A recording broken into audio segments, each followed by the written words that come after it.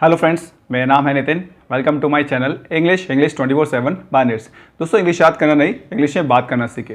दोस्तों, spoken English से जुड़े एक ऐसा कन्फ्यूजन है या ऐसी प्रॉब्लम आप इसे कह सकते हैं जो काफ़ी सारे लोगों को परेशान करती है और उसकी वजह से काफ़ी सारे लोग डरते हैं इंग्लिश बोलने में। चलिए दोस्तों, पहले समझते हैं कि ये प्रॉब्लम क्या है। दोस्तों, ये प्रॉब्लम जैसे हम कन्फ्यूजन भी कह सकते हैं, वो है इंग्लिश वर्ड से जुड़ी हुई। दोस्तों, आप में से बहुत सारे स्टूडेंट्स ऐसे होंगे जो बहुत सारे इंग्लिश वर्ड जानते होंगे पर उनका इस्तेमाल नहीं कर पाते होंगे, है ना दोस्तों। जब भी आप किसी सिचुएशन में जाते होंगे, आपको उसका वर्ड तो पता होगा पर यूज करते वक्त आप उसे भूल जाते हैं और दोबारा से थोड़ी देर बाद आपको वर्ड याद आ जाता है। और बहुत सारे दोस्तों स्टूडेंट ऐसे भी होंगे जिन्हें इंग्लिश वर्ड याद करने में ही प्रॉब्लम होती होगी। उन्हें लगता होगा यार इंग्लिश वर्ड याद कैसे करें। तो दोस्तों, दोनों प्रॉब्लम का सॉल्यूशन एक ही है। तो आज की वीडियो में आपको दोस्तों मैं सॉल्यूशन बताने वाला हूं। सबसे पहले दोस्तों समझते हैं कि प्रॉब्लम होती ही क्यों है।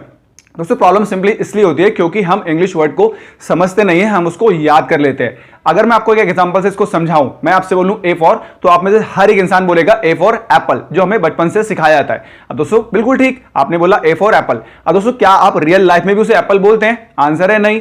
रियल लाइफ में दोस्तों हम उसे बोलते हैं सेब। अब दोस्तों यहीं से प्रॉब्लम शुरू होती है। हम इंग्लिश वर्ड को क्या करते हैं, हम उन्हें समझते नहीं, हम उन्हें याद कर लेते हैं। हिंदी में दोस्तों हम क्या करते हैं, हम किसी वर्ड को समझते हैं तो उसको यूज करना भी शुरू करते हैं। इंग्लिश में दोस्तों हम किसी वर्ड को याद करते हैं और उसके बाद उसे बस याद ही करते हैं, है ना दोस्तों, उसे इस्तेमाल कभी नहीं करते। अब दोस्तों मैं आपको एक ऐसा यूनिक तरीका बताने वाला हूं जिससे जब भी आप किसी इंग्लिश वर्ड को इस तरीके से समझेंगे तो उसे समझना भी आपके लिए काफी आसान हो जाएगा और समझने के बाद उसे इस्तेमाल करना भी काफी आसान हो जाएगा। तो दोस्तों चलिए उस तरीके की बात करते हैं। तो सॉल्यूशन सिंपल सा है कि आज के बाद जब भी आप किसी इंग्लिश वर्ड को याद करेंगे तो उसे याद नहीं करना है, उसे एक इमेजिनेशन के थ्रू आपको अपने माइंड में लेके जाना है। दोस्तों एक एग्जांपल से हम इसको समझते हैं कि इमेजिनेशन से आप किसी वर्ड को कैसे याद कर सकते हैं। फॉर एग्जांपल मैं आपसे दोस्तों एक वर्ड कहूं मेल्ट, इसका हिंदी मीनिंग होता है दोस्तों पिघलना। आप दोस्तों अगर मैं आपसे कहूं कि इस वर्ड को याद करिए तो आप पुराने तरीके से अगर इसे याद करेंगे तो क्या करेंगे? मेल्ट का मतलब पिघलना, मेल्ट का मतलब पिघलना, है ना दोस्तों। ये बेसिक सा फंडा है। आप 2, 4, 10 बार उस वर्ड को बार बार रिपीट करेंगे और आपको लगेगा अरे ये तो याद हो गया।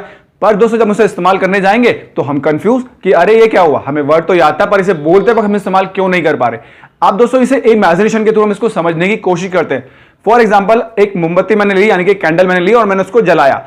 अब दोस्तों वो कैंडल धीरे धीरे क्या हो रही है, वो पिघल रही है। अब दोस्तों पिघल नहीं रही है, वो क्या हो रही है? मेल्ट हो रही है। यस, बस ये इमेजिनेशन का तरीका आपको अपने माइंड में रखना है। यानी कि दोस्तों करना क्या है कि जिस भी वर्ड को आप याद करने की कोशिश कर रहे हैं उस वर्ड को याद मत करिए, उससे जुड़ा प्रोसेस माइंड में लाने की कोशिश कीजिए। जैसे मैंने आपको इस वर्ड से समझाया कि मैंने मोमबत्ती को जलाया, अब बस इसे भूल जाइए कि पिघल नहीं रही। भाई मोमबत्ती धीरे धीरे क्या हो रही है दोस्तों?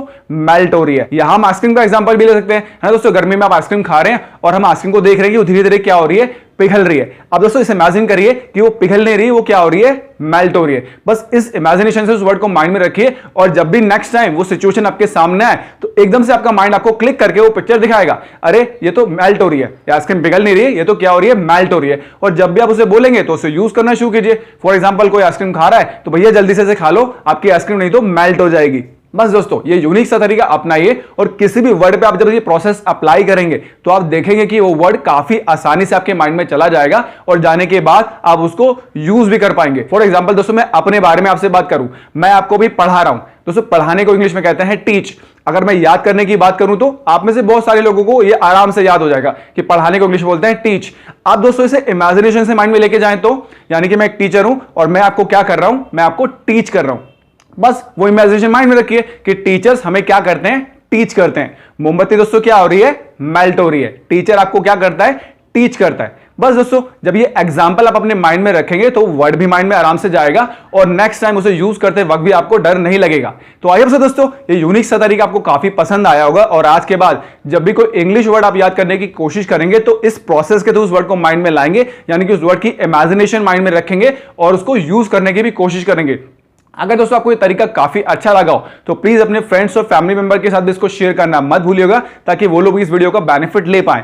अगर दोस्तों आपको मेरे चैनल से कुछ भी बेनिफिट मिल रहा है तो प्लीज मेरे चैनल को सब्सक्राइब करना भी मत भूलिएगा, जिससे आने वाले वीडियोस के नोटिफिकेशन आपको टाइम टू टाइम मिलते रहे और कोई भी यूजफुल वीडियो आपसे मिस ना हो। मिलते हैं दोस्तों नेक्स्ट वीडियो में एक नए टॉपिक के साथ में, तब तक के लिए बाय बाय।